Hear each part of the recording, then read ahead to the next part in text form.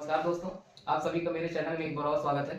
जैसा कि हम लोग अर्थिंग और वायरिंग चालू किए थे, तो वो लगभग ऑलमोस्ट खत्म हो गया। जितना पेपर में आता है उतना वो मोर देन सफिशिएंट है। ठीक है, तो उसको रिवाइज करते रहिए और नोट्स बनाइए प्रॉपर। बिना नोट्स के, बिना रिवाइज के कुछ नहीं हो पाएगा और पेपर में वहीं से आएगा, इधर उधर से कहीं से नहीं आएगा। पेपर में ना बहुत ज्यादा पढ़ने की जरूरत नहीं, हमें वही पढ़ना चाहिए जो पेपर में आ जाए। ठीक है, अब उसके आगे हम लोग चलते हैं। तो अपना एक चैप्टर इंडियन इलेक्ट्रिसिटी रूल है ना, ये भी पेपर में आता है, किस रूल पे क्या है, किस रूल पे क्या है करके। तो पेपर में आता है ये भी, तो ये भी हमें जानना जरूरी भी है। और एज एन इलेक्ट्रिकल से हम लोग डील करते हैं, तो ये हमें रूल एंड रेगुलेशन हमें पता रहना चाहिए। जैसे बात करें, जैसे हमारा संविधान है, तो संविधान में जैसे अपने टोटल 22 भाग हैं, है ना। 22 भागों के अंदर अंदर अपने अनुच्छेद लिखे हुए हैं। उसी तरह जो अपना इंडियन इलेक्ट्रिसिटी रूल है ना, उसमें भी भाग हैं कई सारे। तो जो अपना इलेक्ट्रिकल का भाग है, वो भाग 4 से चालू होता है, चैप्टर 4 से चालू होता है ना। तो कुछ चैप्टर में जो पेपर में आते हैं, अपने को वही पढ़ना, सारी चीजें नहीं पढ़ना है। ठीक है, तो इसको अच्छे से पढ़िएगा और रिवाइज मतलब नोट्स बना लीजिएगा। नोट्स जरूरी है ना, और पेपर में आता ही है। अभी मैंने खुद पेपर दिया था, उसमें आया था इंडियन इलेक्ट्रिसिटी रूल से। ठीक है, तो देखिए, जो आपका इंडियन इलेक्ट्रिसिटी रूल है ना, वो 1956 में आया था। 1956 में आया था, लेकिन एक 1956 में आया था, लेकिन एक 1910 में एक एक्ट हुआ था, उसके सेक्शन नंबर 37 में था।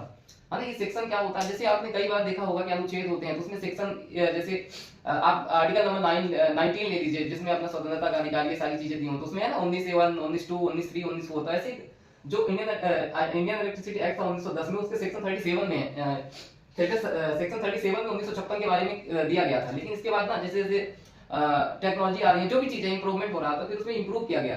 तो 2010 में सी या 2010 में आया था। अब इसके हिसाब से रूल डिजाइन किए जाते हैं, मतलब कि कुछ इसमें और मॉडिफिकेशन किया गया, है ना। मॉडिफिकेशन करने के बाद ये सीईआर, अब सीईआर का फुल फॉर्म क्या होता है, सेंट्रल इलेक्ट्रिसिटी अथॉरिटी रेगुलेशन। ये आया था 2010 में और ये इफेक्टिव हुआ था आपका 20 सितंबर 2010 से। ठीक है, तो ये भी पेपर में आ जाता है कि सेंट्रल इलेक्ट्रिसिटी अथॉरिटी रेगुलेशन कब आया था। ये 2010 से आया था, 20 सितंबर 2010 से ये लागू हुआ था। अब उसी के हिसाब से सारे रूल आते हैं। ठीक है, तो एक बार इसको भी देख लीजिएगा। और जो अपना इंडियन इलेक्ट्रिसिटी एक्ट था, ये 2003 में आया था ना, इसको भी देख लीजिएगा। ये वाला इंडियन इलेक्ट्रिसिटी पेपर में ऐसे ही आएगा। इंडियन इलेक्ट्रिसिटी एक्ट जो आया था कब आया था, 2003 में आया था। ठीक है, और इसके बारे में जानेंगे सीईआर 2010 के बारे में।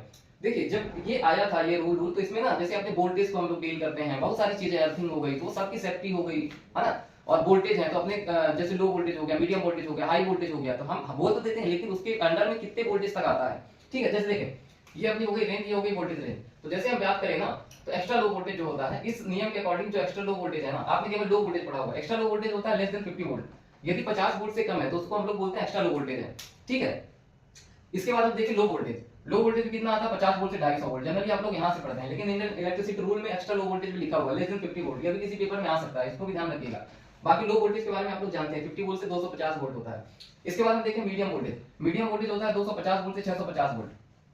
ठीक है, इसके बाद होता है हाई वोल्टेज। हाई वोल्टेज होता है 650 वोल्ट से 33 किलो वोल्ट। ये याद रखिएगा, हाई वोल्ट पे जो होता है वो 33 किलो वोल्ट तक आता है। इसके बाद अपना आता है extra high voltage. Extra high voltage में होता है 33 केवी से ऊपर, एबव 33 केवी, है ना। तो ये आप लोग समझ पाए होंगे और इसको रिवाइज भी करिएगा, है ना, क्योंकि आ जाएगा पेपर में एक्स्ट्रा लो वोल्टेज कितने से कितने के बीच में होता है। तो ये लेस देन 50 वोल्ट होता है, जब आप पढ़ेंगे तब आपको पता चलेगा। अब देखिए, हम लोग वायर यूज करते हैं ना, तो वायर जो रहती है सिंगल फेस होती है, 3 फेस होती है, उसमें न्यूट्रल भी होता है और अर्थिंग भी होता है ना। 4 प्रकार के वायर होते हैं। जैसे आप एक फेस के लिए यूज करते हैं, एक अर्थिंग के लिए यूज करते हैं, एक आपके न्यूट्रल के लिए यूज करते हैं, एक ग्राउंडिंग के लिए यूज करते हैं। तो ये सारे वायर इसमें कलर भी स्पेसिफाई किए गए हैं, मतलब कलर भी मेंशन किया जाता है इसमें। ठीक है, तो कलर के बारे में देख लेते हैं। जो भी आपका colour of different type of wire, जो आपके डिफरेंट टाइप के वायर होते हैं या केबल होती है, उनमें कलर कौन कौन से होते हैं। देखिए, यदि आपकी सिंगल फेस लाइन है तो उसका जो कलर रहेगा रेड रहेगा या फिर ब्राउन रहेगा, है ना। यदि सिंगल फेस लाइन है, केवल एक तार है उसमें और वो फेस का है, तो आप लोग उसमें रेड और ब्राउन कलर का वायर यूज कर सकते हैं। इसके बाद सिंगल फेस न्यूट्रल, आपका न्यूट्रल यदि आप यूज कर रहे हैं वही सिंगल फेस का, तो वो जनरली ब्लैक या ब्लू कलर का होता है। ठीक है, फिर इसके बाद यदि आप ग्राउंड वायर यूज कर रहे हैं, ये ग्रीन कलर का होता है, ये बहुत जरूरी है। अब देखिए, इसको याद करने के लिए क्या है, जी से ग्राउंड शुरू होता है, जी से ग्रीन शुरू होता है, तो इसको ऐसे करके याद रख सकते हैं ना। ठीक है, ये ग्राउंड वाला जरूरी है, पेपर में आता है। अब देखिए, जो आपकी 3 फेस लाइन होती है ना, जो आपके घरों में मोटरों के लिए यूज होती है ना, तो उसमें भी कलर होते हैं। तो उसको जो कलर रहते हैं ना, रेड, येलो और ब्लू, RYB करके रहते हैं, आप लोग जानते भी होंगे। इसके बाद देखिए, ये यही जो 3 फेस होते हैं, जो उसमें आपका न्यूट्रल रहता है, न्यूट्रल आपका ब्लैक कलर का रहता है ना। आपके घर में भी जैसे 3 फेस सप्लाई आती है, यहाँ से ये आपकी 3 फेस सप्लाई हो गई, तो ये 3 तार आते हैं और एक आपका और तार आता है, जिससे आप क्या करते हैं ना, जैसे आपने घर में मोटरों में कनेक्शन ले रखा है ना, और फिर उसी से आप घर की लाइट भी जला पाते हैं। तो देखिए, ये तो होता है R, Y और B। उसके साथ साथ एक न्यूट्रल भी लेके आते हैं, जहां पे आपका डिस्ट्रीब्यूशन पोल रहता है, जहां पे डिस्ट्रीब्यूशन ट्रांसफार्मर लगा रहता है, वहां से आप एक न्यूट्रल वायर भी ले आते हैं। तो यदि आपको बल्ब जलाना होगा तो किसी फेस का यूज कर लेंगे और इस न्यूट्रल का यूज कर लेंगे, है ना, घर में कनेक्शन के लिए। तो ये जो 3 कलर हो गए RYB, ये तो तीनों वायर हो गए, रेड हो गया, येलो हो गया, ब्लू हो गया। इसके बाद जो आपका न्यूट्रल वायर रहता है ना, उसका कलर आपको लेके चलना पड़ता है ब्लैक, है ना। जैसे कि ये हमको जानना भी चाहिए ना यार, कि कहीं भी वायरिंग हुई है, कहीं भी कुछ है, तो यदि हम देख लेंगे कि ब्लैक वायर, समझ जाएंगे कि न्यूट्रल है ना, हम थोड़ी ना उसको बार बार टच करेंगे कि ये फेस है कि क्या है। तो कलर कोडिंग से भी हमको पहचानना आना चाहिए। तो जो अपना 3 फेस में न्यूट्रल का रहता है वो ब्लैक कलर का रहता है। अब देखिए ये भी बहुत जरूरी है, एक होता है 3 फेस प्रोटेक्टिव ग्राउंड और अर्थ वायर। 3 फेस का रहता है, देखिए उसमें क्या रहता है जनरली, जैसे मान लीजिए ये अपना एक वायर हो गया, ठीक है, तो इसमें क्या किया रहता है ना, बीच में चाबी, यहाँ सभी जगह तो ग्रीन रहता है, लेकिन बीच में एक पट्टी डाल दी जाती है येलो कलर की, है ना, येलो कलर की एक पट्टी डाल दी जाती है, कलर रहता है उसमें येलो कलर का। तो ये आपका क्या रहता है, 3 फेस प्रोटेक्टिव ग्राउंड वायर या अर्थ वायर का कलर रहता है ऐसा, है ना। इधर तो ग्रीन रहेगा और बीच में येलो कलर का रहता है, ये तो ग्रीन रहता है या फिर ग्रीन येलो कलर का रहता है, ठीक है, ये भी समझ पाए होंगे आप लोग। अब देखिए एक और बहुत जरूरी प्रश्न रहता है, ये पेपर में आता ही आता है यार, कई बार आएगा, कि जो न्यूट्रल वायर होता है, 3 core flexible wire, flexible cable जो अपनी रहती है ना, तो उसमें 3 कोर है और वो फ्लेक्सिबल मतलब मुड़ने वाली केबल है, तो उसमें 3 कोर के साथ साथ एक उसमें न्यूट्रल वायर भी आता है। तो जो न्यूट्रल वायर की साइज रहा करती है ना दोस्तों, वो शायद फेस कंडक्टर की लगभग आधी रहती है ना। तो उसका जो कलर दिया रहता है वो ब्लू कलर का रहता है उसमें न्यूट्रल, है ना, ये भी ध्यान रखिएगा, ये आता है पेपर में, ब्लू कलर की रहती है। अब देखिए जैसा कि हमने डिस्कस किया था कि इसमें कुछ भाग रहते हैं ना, जैसा अपना संविधान है उसमें भाग है, तो इंडियन इलेक्ट्रिसिटी रूल में भी कितने सारे चैप्टर हैं, तो हमको बहुत सारे चैप्टर नहीं देखने हैं, हमें अपने काम के चैप्टर देखने हैं। ये भी आता है इस चैप्टर में रूल कहां से कहां तक है, जैसे कि हम अपने भाग 1 में भी देखें तो भाग 1 में किस अनुच्छेद कहां से कहां तक अनुच्छेद है, ऐसे करके, तो इसमें भाग रहते हैं, तो भाग में रूल जो होते हैं कहां से कहां तक आते हैं, ये भी आता है पेपर में। देखिए हम जनरली हम लोग चैप्टर 4 से अपने काम की चीजें हैं, तो चैप्टर 4 पे हम देखें ना, तो जो रूल है इंडियन इलेक्ट्रिसिटी एक्ट के, रूल नंबर 29 से 46 तक इसमें मेंशन किया हुआ है। अब देखिए 29 से 46 तक इसमें कहा हमको देखना पड़ता है, इसमें जनरल सेफ्टी के बारे में इसमें दिया हुआ ज्यादातर चीजें इसमें जनरल सेफ्टी के बारे में दी हुई है। फिर यदि हम देखें तो चैप्टर नंबर 5 में क्या है, रूल नंबर 47 से लेके 59 तक है, 47 से लेके 59 तक।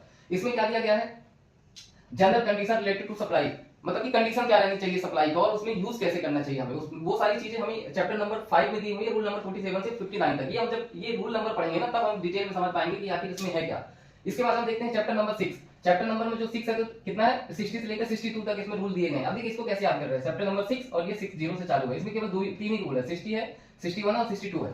इसमें देखिए क्या दिया गया, इसमें क्या है, सप्लाई लाइन का सिस्टम किस प्रकार है, ठीक है, और जो आपके मतलब जो अप्लायंस लगे इलेक्ट्रिकल अप्लायंस, तो इसमें लो और मीडियम वाले अप्लायंस के बारे में बताया गया है, उनमें कितना कहां सप्लाई रहना चाहिए, क्या कहां रहना चाहिए। और सेम जो आपका रूल नंबर 7 है, इसमें रूल जो है 63 से लेकर 73 तक है, इसमें क्या रहता है, एक्स्ट्रा और हाई वोल्टेज के लिए इसमें बताया रहता है कि आपका जो किस प्रकार का सिस्टम है और जो आपकी इलेक्ट्रिकल अप्लायंस लगे हुए उसमें कितनी कहां सप्लाई चाहिए, ये सारी चीज दी गई है।